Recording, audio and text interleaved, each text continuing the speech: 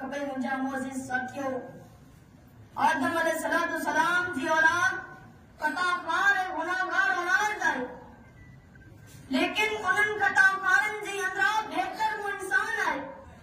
जेको गुनाह करण खां पोइ तौबा इस्तिग़फ़ार करे तो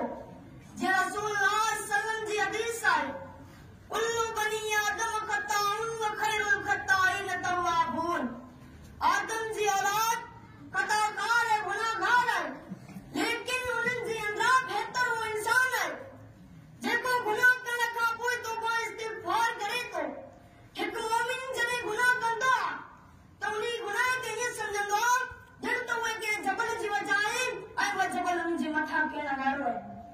ऐं उहा मौत हलाक थी वेंदसि ऐं हिकु गुनहगार इंसान पंहिंजे गुनाह खे ईअं सम्झंदो आहे ऐं उन पंहिंजे नक जे मथां वेठल मक्खी इशारो करे उॾारे छॾियो जॾहिं मोमिन इंसान गुनाह कंदो आहे त उन जे दिलि जे मथां हिकिड़ो नुक़्तो पइजी वेंदो आहे पर जेकॾहिं इंसान नेकी कंदो आहे तौबा इस्तिग़फ़ार कंदो आहे त उन जी दिलि खे ईअं धूतो वेंदो आहे जीअं अच्छे कपिड़े खां मेलाई धूती वेंदी आहे पर जेकॾहिं इंसान गुनाह कंदो रहंदो गुनाह मथां गुनाह कंदो रहंदो आहे हत्ता जो ई जी मुकमल दिलकारी बणिजी वेंदी आहे जंहिंजो ज़िक्र अल्लाह ताला क़ुरान में सुणाए कल्ला बल रान अला क़ुलूबिहिम मा कानू यक्सिबून जॾहिं इंसान हिकिड़ो गुनाह कंदो आहे त उन जी दिलि जे मथां निशान पइजी वेंदो आहे और जेकॾहिं इंसान तौबा इस्तिग़फ़ार कंदो आहे त उन जी दिलि खे ईअं धूतो वेंदो आहे जीअं अच्छे कपिड़े खां मेलाई धूती वेंदी आहे पर जेकॾहिं हू इंसान गुनाह जे मथां गुनाह कंदो रहंदो आहे हत्ता जो इन जी मुकमल दिलकारी बणिजी वेंदी आहे जंहिंजो ज़िक्र अल्लाह क़ुरान में सुणाए कल्ला बल रान अला क़ुलूबिहिम मा कानू यक्सिबून अल्लाह जे पैगंबर जी ख़िदमत जे अंदर हिकिड़ो सहाबी मां इस्तेमाल कयो आहे चातुसि मां तहिरनी या रसूल अल्लाह जा पैगंबर